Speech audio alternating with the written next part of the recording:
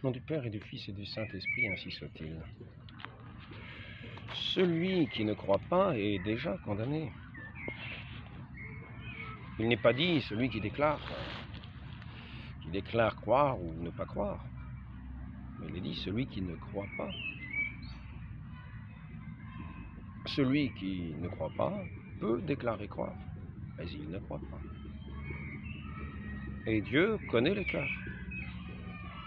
Ainsi, celui qui ne croit pas du fond du cœur est déjà condamné. Il a sa condamnation. C'est cette foi qui fait qu'on est de l'Église ou pas.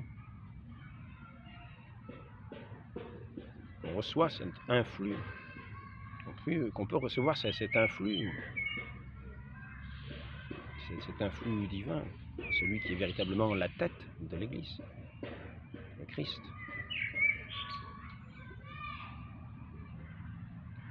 Donc, je voudrais aborder aujourd'hui cette question au sujet de celui qu'on appelle en général l'hérétique manifeste.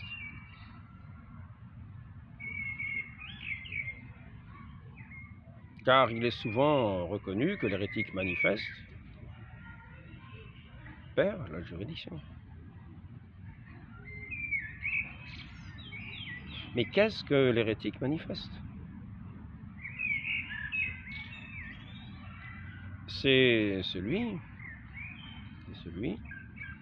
quand il s'agit du pape, c'est-à-dire qui concerne toute l'Église, qui est manifesté hérétique devant toute l'Église. Pas devant telle ou telle personne qui a perçu son hérésie.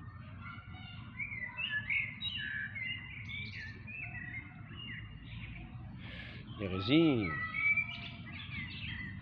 la persévérance contre une vérité enseignée de foi, vérité connue, enseignée de foi, vérité définie, enseignée de foi de l'Église. C'est Christ lui-même, ses apôtres, que l'Église enseigne, professe, croit du fond du cœur et enseigne de la bouche.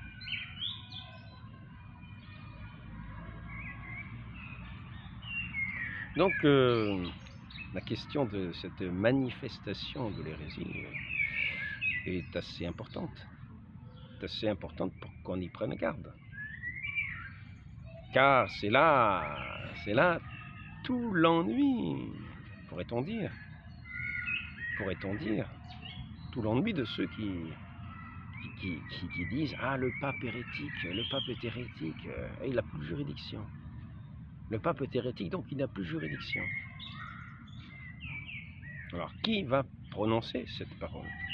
Le pape est hérétique, donc il n'a plus de juridiction. Alors, Luther a dit « Le pape est hérétique. » Et puis Luther a excommunié le pape. Et Luther était convaincu d'avoir raison.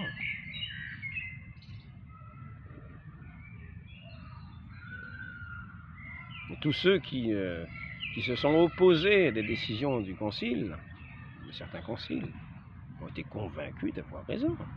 Ils sont entrés dans l'hérésie pertinace. Ah, c'est le pape qui est hérétique, et ça c'est une fausse église. Ah, c'est une fausse église. Oui. Donc, comment manifeste-t-on qu'un pape est hérétique? Dieu le sait. Dieu connaît le fond des cœurs. Dieu voit le fond des cœurs. Les hommes voient les apparences. Quelqu'un peut très bien dire une erreur. Quelqu'un peut très bien dire une erreur. Quelqu'un peut très bien dire une hérésie. Et n'être pas hérétique. Il s'exprime mal sur un sujet. Et cependant, il n'est pas hérétique. Il a fait une maladresse dans la façon de parler. On peut espérer que pour un pape, lorsqu'il parle, le mieux serait, on peut espérer que par la grâce de l'Esprit Saint, quand il va parler, les mots seront placés sur sa bouche de telle sorte qu'il ne dira pas de bêtises dans les domaines de la foi et de la morale. Mais en tant que docteur personnel, ne parlant pas du siège de Pierre, c'est-à-dire ex cathedra, ce siège qui est infaillible, qui est exempt de tout péché.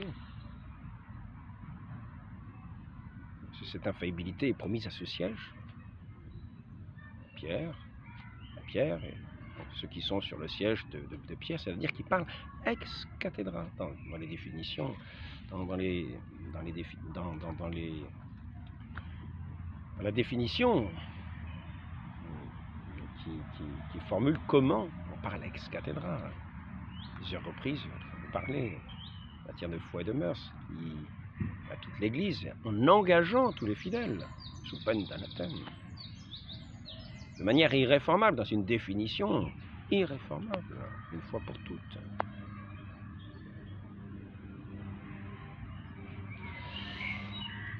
En tant que pasteur, des fidèles, en tant que pasteur universel, en tant que pasteur de la Sainte Église catholique,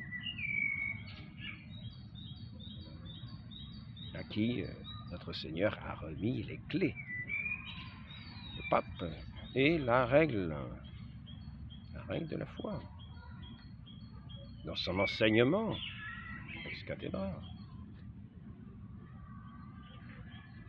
Quand bien même tous les évêques iraient contre le pape sur un sujet donné dans une décision, si par exemple le pape veut donner sa démission, il donne sa démission, personne n'y a rien à dire. Personne n'y a rien à dire. C'est pas à nous de dire, ah ben oui d'accord, bon ben c'était pas tout à fait dans les règles, etc. Il est le pape, il donne sa démission, il suffit d'accepter. Donc là nous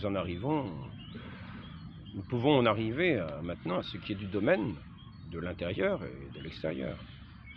Ce qui est dans le cœur, ce qui est de l'extérieur. C'est là que nous allons petit à petit nous approcher de cette juridiction de droit qui revient, que le Christ remet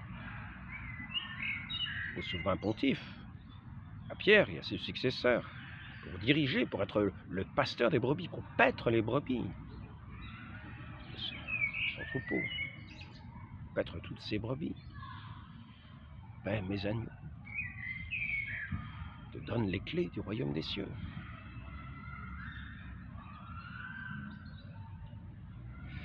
Et ce sont ces clés de cette juridiction pour ouvrir et fermer ces portes du royaume, pour agir, pour régir ce royaume de Dieu sur la terre qui se nomme l'Église. Il est le vicaire du Christ, celui à qui le Christ remet la juridiction, celui qui est le garant de la foi, de l'Église.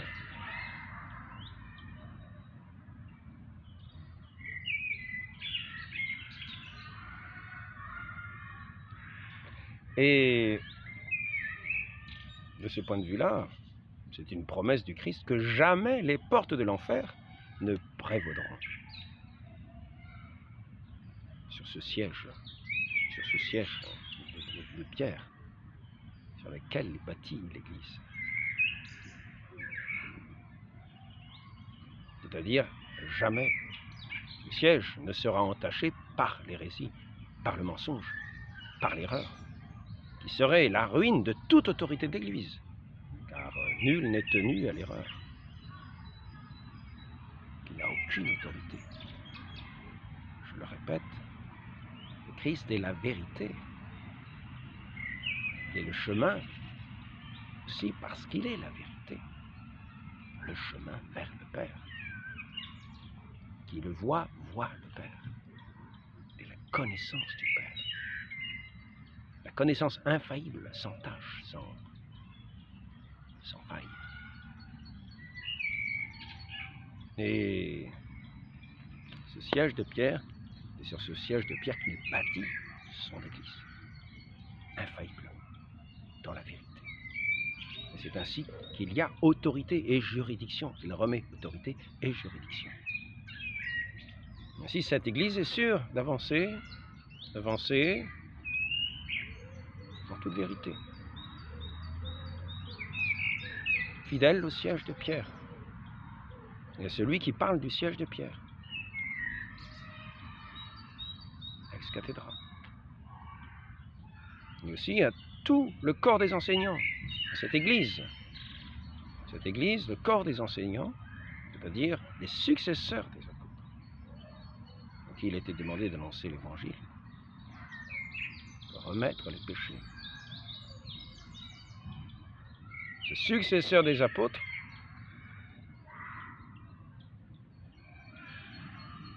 comme certains dogmes, comme l'enseigne l'Église, ces successeurs des apôtres d'un même mouvement ne peuvent pas tomber eux aussi dans l'hérésie. C'est-à-dire que ces définitions qui ont été données par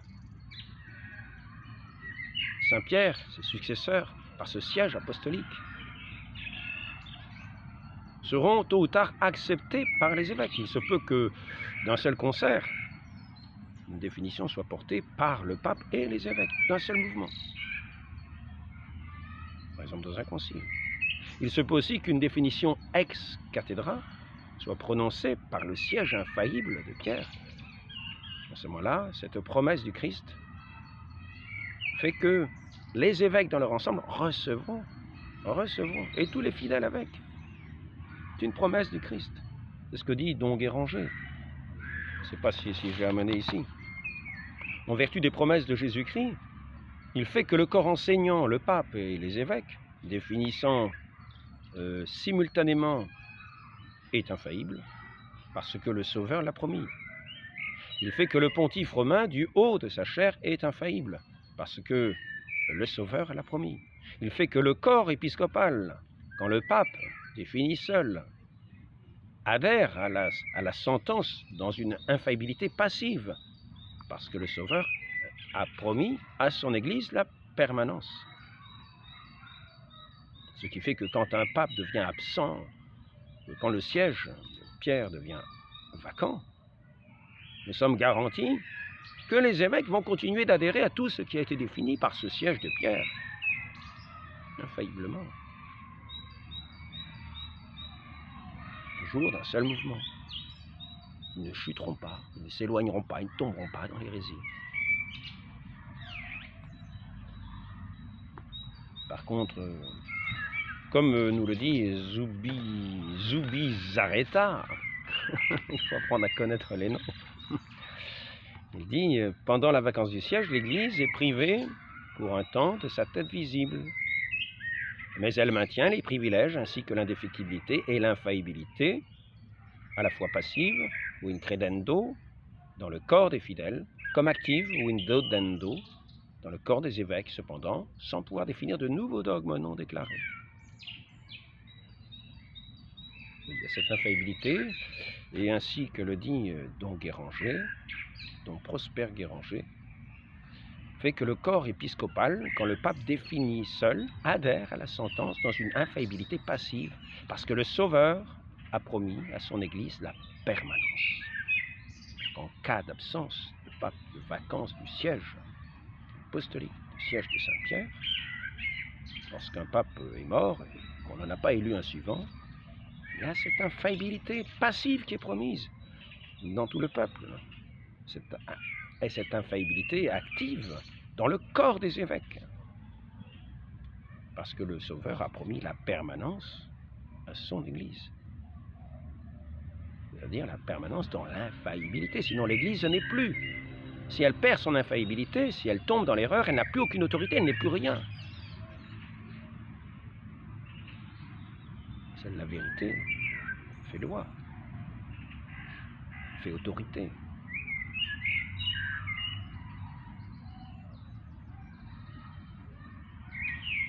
Il faut enfin que l'Église enseignée n'est jamais sans la vérité. Il le fait enfin que l'Église enseignée n'est jamais sans la vérité professée avant comme après la définition, parce que le Sauveur a promis de maintenir ses fidèles dans la vérité jusqu'à la consommation des siècles. Il ne peut y avoir de définition de foi qui ne soit accueillie par le consentement de l'Église. Réponse aux dernières objections contre la définition de l'infaillibilité du pontife romain 1870, page 9, Don Guéranger. selon sa définition, le consentement de tous les pasteurs est promis ainsi que l'adhésion de tous les fidèles.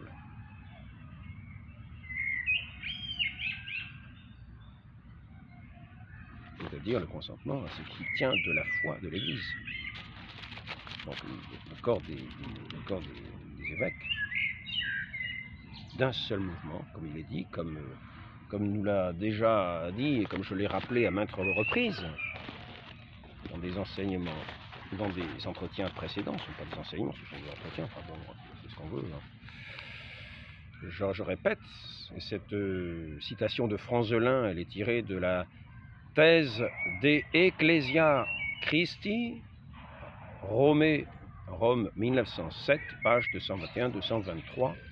Assurément, il demeure dans l'Église non seulement l'infaillibilité, l'indéfectibilité dans le fait de croire, appelée infaillibilité passive, mais également l'infaillibilité dans la proclamation de la vérité révélée, parce qu'elle a été proposée comme de foi catholique, de telle sorte que même lorsque l'Église est privée temporairement de sa tête visible, il est impossible que tout le corps de l'Église enseigné, ou tout l'épiscopat dans son enseignement, s'écarte de la foi définie et sombre dans l'hérésie, car la permanence de l'esprit de vérité dans l'Église subsiste in, fait partie de la promesse même de l'institution et de l'indéfectibilité de l'Église pour toujours jusqu'à la consommation du monde.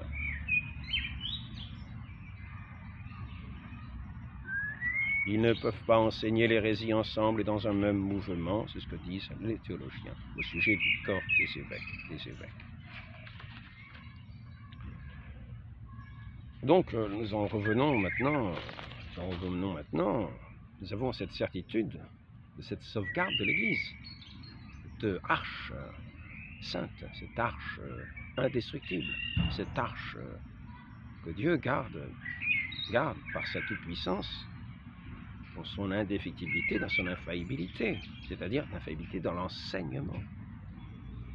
Quoi qu'on puisse en penser, quoi qu'on puisse comprendre des formules toutes de travers, sans ne rien y comprendre. Hein? S'il est capable de comprendre, qu'il rende grâce. S'il ne le peut pas, là il parle des théologiens, il parle des théologiens, mais des fidèles aussi. Ça s'applique à tout le monde. S'il est capable de comprendre, qu'il rende grâce. S'il ne le peut pas, qu'il ne prépare pas les cornes pour l'attaque, mais qu'il baisse sa tête en révérence. Saint Pie X, Communium Rerum, 21 avril 1909. Aucun chrétien ne devrait discuter en quoi cela n'est pas ce que l'Église catholique croit en son cœur et confesse en sa bouche. Donc, il n'est pas si simple que ça de voir qu'un pape est un hérétique, manifeste. Car il ne s'agit pas simplement d'une personne privée. Il s'agit du pasteur de l'Église universelle, du souverain pontife, du vicaire de Christ, de toute l'Église à travers l'univers. Et il s'agit que son hérésie soit manifestée à toute l'Église. Jusque-là, ira-t-on penser que si par exemple un pape dit à quelqu'un au creux de l'oreille « Je ne crois pas en la Trinité, non. Je crois qu'il y a 4 dieux en une seule personne. 4 dieux en une seule personne. Comment pouvez-vous penser cela? J'en suis convaincu. Mais vous savez bien que l'Église nous enseigne le contraire. Notre Seigneur Jésus-Christ, lors de son baptême, était la manifestation de cette très sainte Trinité devant tous ceux qui étaient présents. Et l'Église a retenu cette révélation qui a été faite à ce moment-là, du saint baptême, de toutes les paroles de notre Seigneur à ses disciples, à ses apôtres, quand il les enseignait, pour savoir qu'il n'y a pas 4 dieux en une seule personne, mais qu'il n'y a qu'un seul Dieu, une seule essence divine, en 3 personnes. C'est ce que l'Église nous enseigne, très Saint-Père. Donc, et voilà que ce souverain pontife persévère. Maintenant que vous dites ça, je pense qu'il y en a 5. Ah, c'est qu'il est dur, il est tenace, il est coriace, il ne veut pas s'en laisser compter. Mais voilà que ici nous savons que celui que le monde entier tient pour le souverain pontife n'écoute pas la voix de la vérité. Il a déjà sa condamnation. Il a déjà sa condamnation. Il ne croit pas le Fils unique de Dieu. Il ne croit pas au Fils unique de Dieu, ni dans ce qu'il est, ni dans ce qu'il dit. Et par conséquent, il n'est pas le pilier. Il dit que l'Église est la colonne de la vérité. Le pape, dans cette Église, est la colonne aussi de la vérité. Et unis à lui tous les évêques. Toute l'Église est fondée dans une infaillibilité passive ou active. Souvent que c'est le corps enseignant ou le corps enseigné.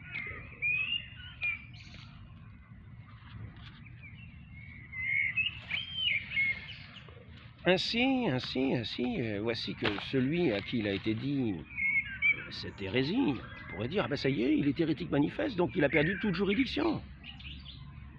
Il a perdu toute juridiction.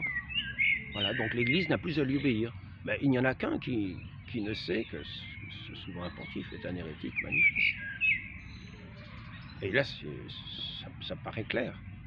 Quelle va être sa réaction à cet homme? Que va être sa réaction? Parce que le souverain pontife est normalement la règle de la foi.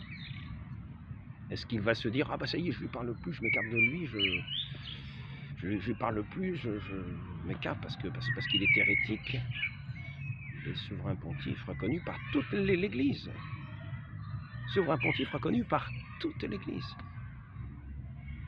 Personne ne sait qu'il est hérétique. Et d'ailleurs, à l'instant, une pierre est justement tombée et a écrabouillé celui qui venait de faire cette manifestation de son hérésie. Donc effectivement, il a été hérétique manifeste. Il a réellement manifesté son hérésie. Mais voici que le témoin n'est même plus là.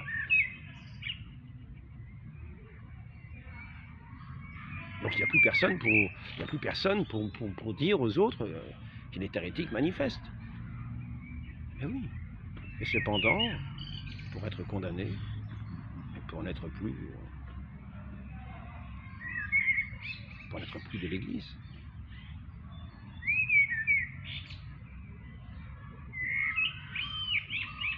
Car c'est la foi qui fait qu'on est de l'Église.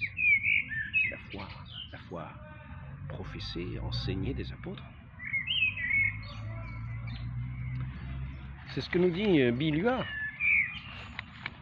Il y a une différence de fait que l'on est constitué tête par le fait qu'on influe sur les membres et on est constitué membre par le fait de recevoir un influx en soi. Les membres, on reçoit l'influx de la tête pour agir. Le lieu de la pensée, comme on dit, ce serait plutôt à la tête, qui donnerait les influx au corps pour obéir à la tête. Donc il y a une différence de fait que l'on est constitué tête par le fait qu'on influe sur les membres, ou on est constitué membre par le fait de recevoir un influx de soi.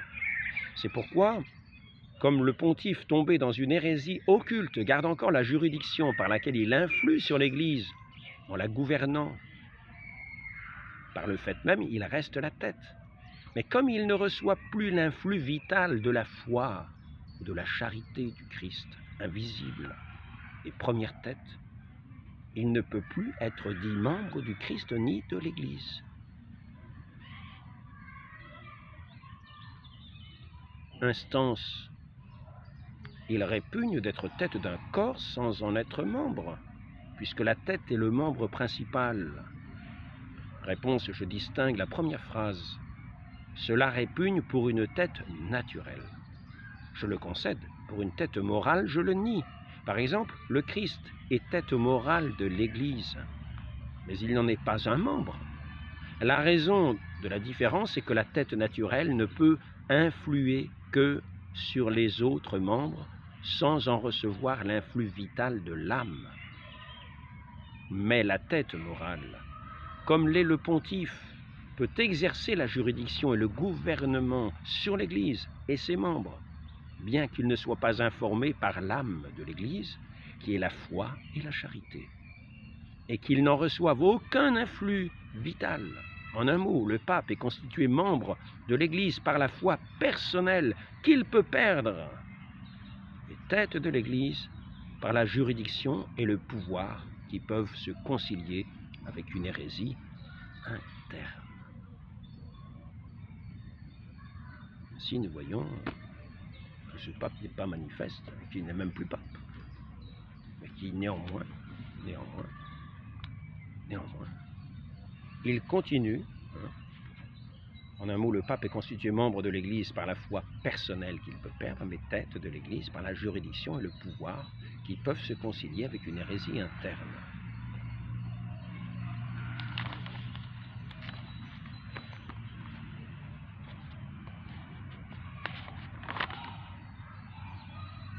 Nous allons continuer avec ce que j'ai déjà dit, toujours de Billuart, mais nous allons voir que saint Alphonse de Liguori dit la même chose. C'est parce que dans le cas d'hérésie, non pas dans les autres cas, il perd le pontificat par le fait même de son hérésie. Le pape. Comment pourrait-il demeurer tête de l'Église, celui qui n'en est plus membre? C'est pourquoi il est soumis au jugement de l'Église, non pour être déposé, puisqu'il s'est déjà déposé lui-même par l'hérésie. Il a rejeté le pontificat, pontificatum adjecerit, mais pour être déclaré hérétique. C'est-à-dire qu'il est manifesté à ce moment-là qu'il est hérétique. Il est manifesté à qui? À lui? Non, à toute l'Église. Et c'est par qui s'est manifesté? Par un tel? Comment va-t-on savoir?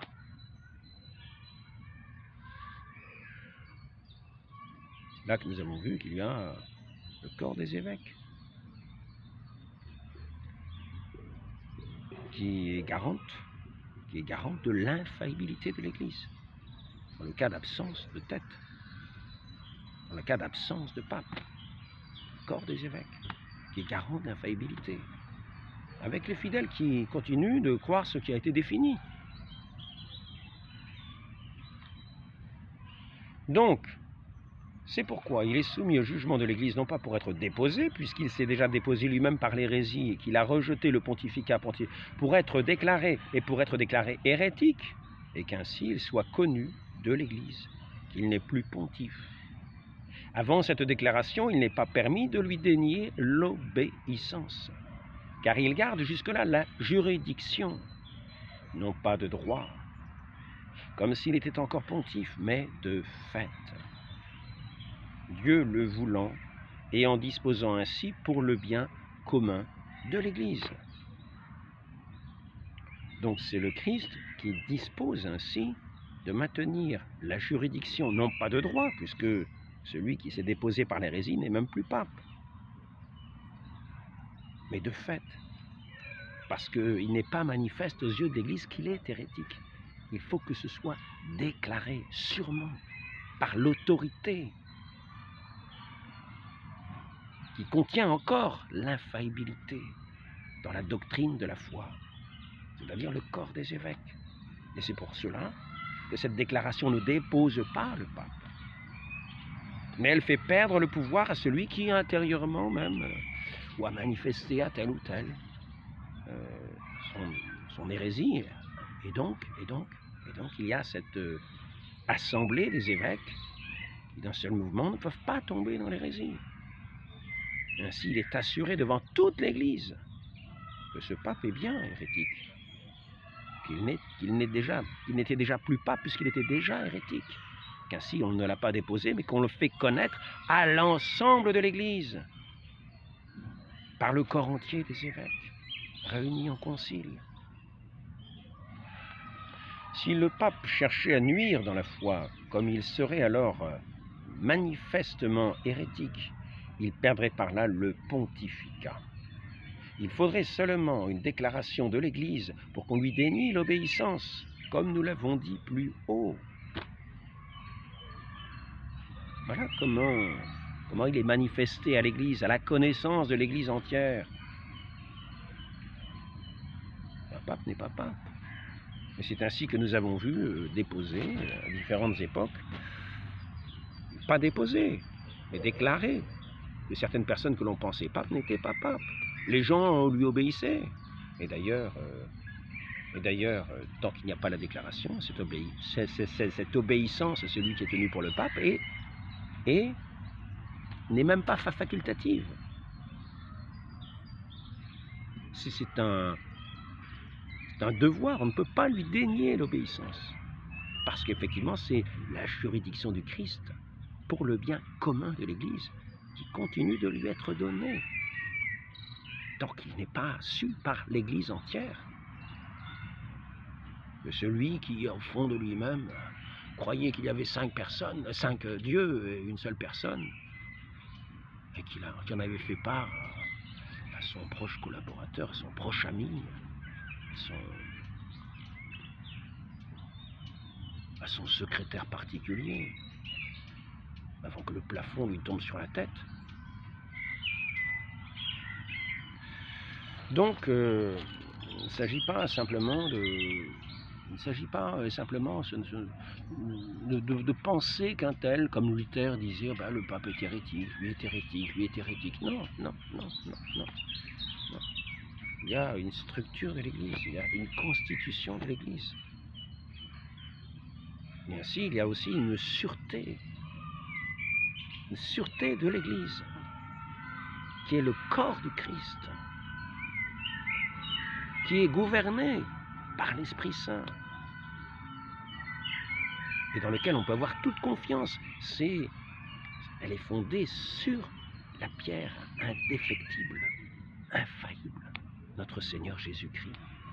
Et dans cette Église, on a toute sûreté pour faire son salut. Elle est l'arche du salut. Elle est l'arche du salut.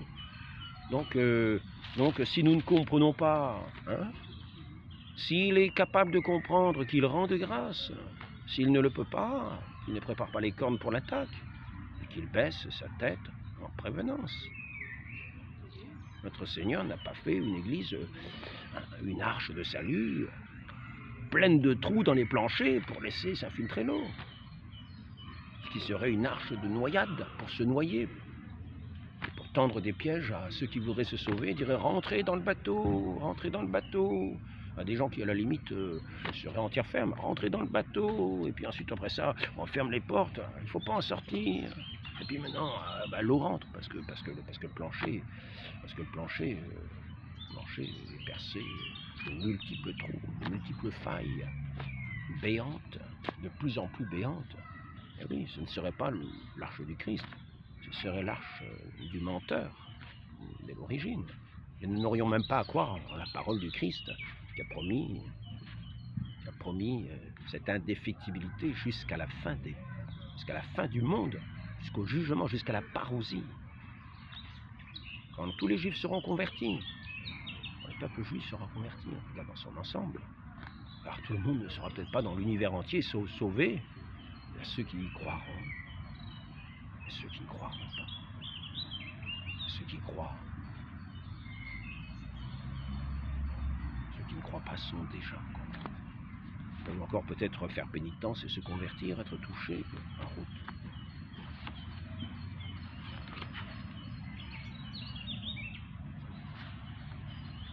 Ainsi donc, dès que l'autorité est légitime, a fait une prescription positive, il n'y a pas de raison, tant que l'Église n'a pas déclaré, c'est-à-dire déclaré qu'un pape est hérétique, il n'y a pas de raison de jeter la suspicion sur ce pape hérétique. Il s'agit de nous efforcer de comprendre ce qui est dit. Car croyons en notre Seigneur Jésus-Christ, croyons en l'indéfectibilité, croyons en l'infaillibilité. Tant qu'il n'y a pas eu une déclaration de ce corps des évêques réunis en concile, ne suspectons pas, n'ayons pas un regard biaisé par d'autres qui nous auraient mis à l'oreille des paroles qui nous feraient avoir un regard de travers et de tout considérer de mauvaise façon. de cette façon qui est condamnée par l'Église, de cette façon qui dit, selon la règle de la science théologique, toute proposition qui contient en elle un sens douteux doit toujours être comprise selon le sens qui conduit à une affirmation vraie. Encyclique Romani Pontificis Provida, 27 novembre 1477.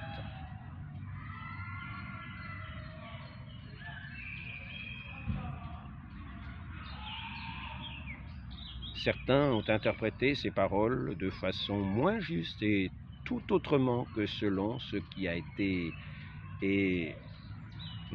dit de ce qui était de notre intention. C'est en 1406, numéro 1406, encyclique suite, c'est la suite de l'encyclique.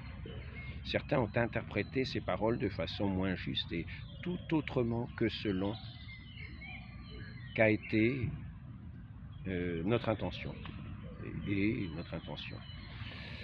Donc c'est pour dire.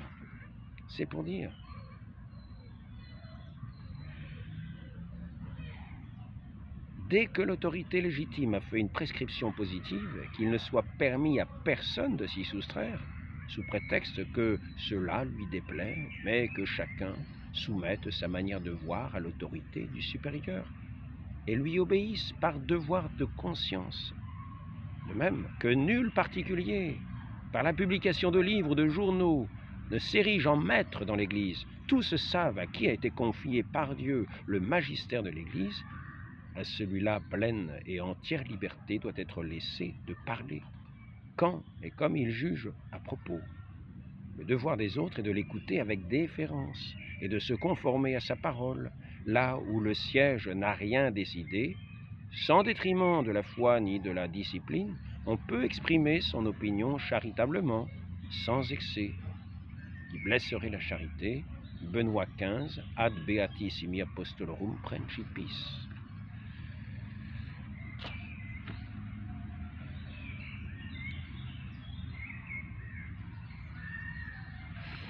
Je pourrais citer peut-être d'autres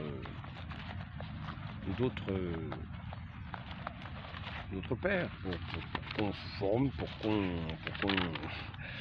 pour conforter, pour ceux qui pourraient douter encore.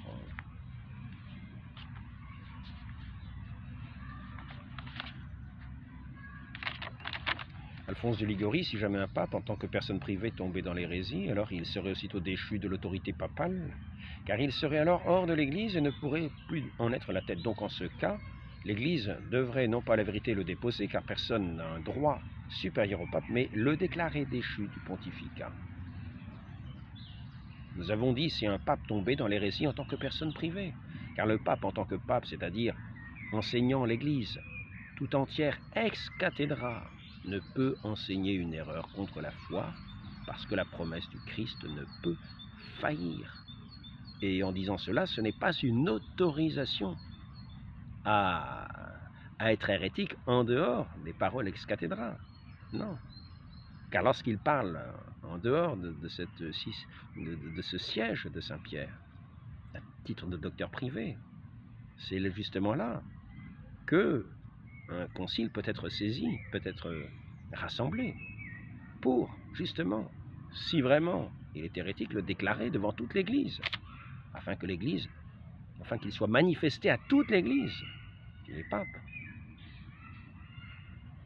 qu'il n'est plus pape, qu'il n'est pas pape, et que donc il perde ainsi sa juridiction, que personne ne lui doive à ce moment-là obéissance. Mais jusque-là, jusqu'à ce que ce concile ait été réuni, cette autorité de l'Église, de tous les évêques, qui ne peut faillir ensemble d'un même mouvement.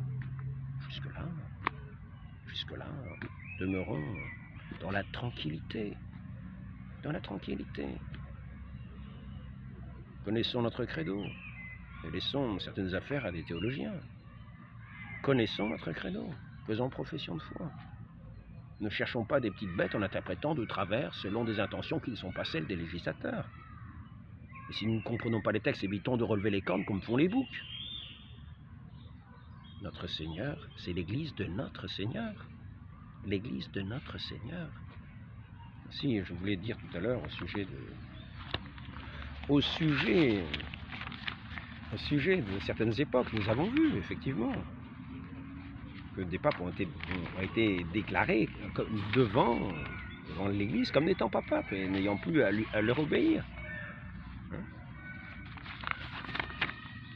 La règle qui s'applique aux papes hérétiques s'applique également aux schismatiques, et c'est là la seconde exception que nous voulons signaler. Vers le milieu du XIe siècle, 3 papes, Benoît XI, Sylvestre III et Grégoire VI, revendiquaient le droit à la tiare. Le concile se réunit à Sutri en 1046 pour examiner la validité de leur titre. Les 2 premiers furent déposés, déclarés, non, comme étant non-papes, furent déposés comme élus parcimonie et népotisme, et Grégoire VI consentit à donner sa démission. Clément II fut élu pape à leur place et sacré à Saint-Pierre de Rome. À la mort de Étienne X, Benoît X se fit élire par la force, mais vers la fin de 1058, Hildebrand réussit à grouper les voix de la majorité du Sacré Collège sur l'évêque de Florence, qui prit le nom de Nicolas II. Le concile qui se réunit l'année suivante à Sutri prononça la déchéance de Benoît X, et Nicolas fit sans opposition son entrée solennelle à Rome. La déposition de Jean XXIII et de Benoît XIII au concile de Constance est un acte du même genre. Le concile procéda en vertu de son autorité parce qu'il s'agissait de papes schismatiques. Point n'était besoin, pour justifier sa conduite, d'invoquer une prétendue supériorité du concile sur le souverain pontife. Il s'agit juste de déclaration pour faire connaître, pour manifester à l'Église. Un tel n'est pas pape qui n'a pas de juridiction, qui n'a plus de juridiction, à partir du moment où l'Église fait connaître, manifeste par cette déclaration. À ce moment-là, le Christ retire la juridiction qui était de fait à celui qui était hérétique. Jusque-là, il n'est pas permis de dénier l'obéissance, ni même pour chacun de jeter la suspicion permanente avec un regard biaisé, par des voix qui viennent de côté, d'on ne sait où. Mettre le doute dans le cœur des fidèles. N'ayons aucun doute. N'ayons aucun doute. Jusqu'à la fin des temps, cette Église demeure. Et n'oublions pas ce que disait Guéranger, ni ce que dit aussi, tous les docteurs, même des définitions. Non, qu'est-ce que c'est que ça? C'est les oiseaux du ciel.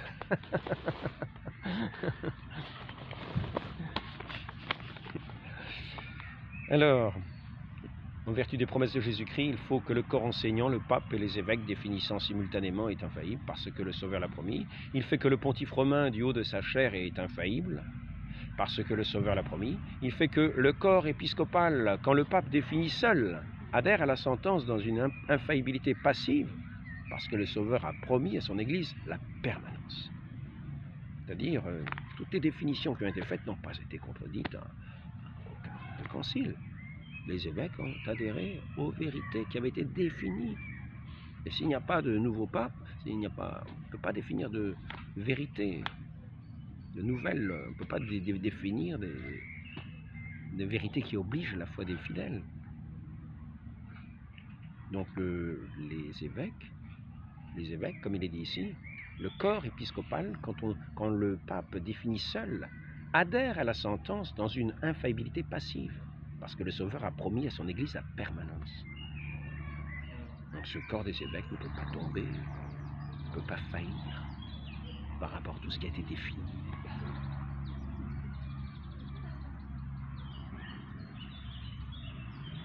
Il fait enfin que l'Église enseignée n'est jamais sans la vérité professée, avant comme après la définition, parce que le Sauveur a promis de maintenir ses fidèles dans la vérité jusqu'à la consommation des siècles. Il ne peut y avoir de définition de foi qui ne soit accueillie par le consentement de l'Église.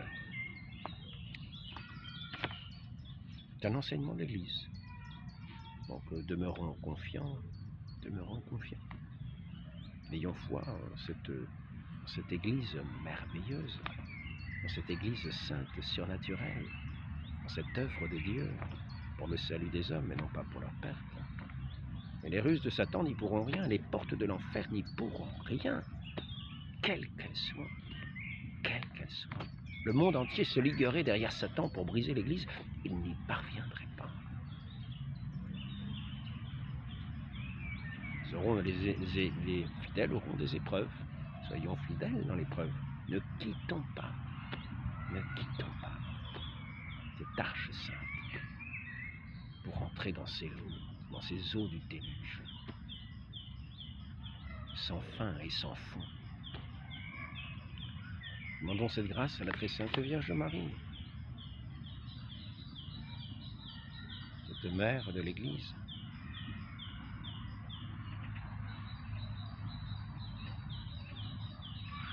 Qui a accueilli cette parole de l'ange, cette parole de vie, le Sauveur éternel, le Verbe de Dieu, la vérité, celui qui est l'amour même et la vie. Pour la plus grande gloire de Dieu le Père, ainsi soit-il. Au nom du Père et du Fils et du Saint-Esprit, ainsi soit-il.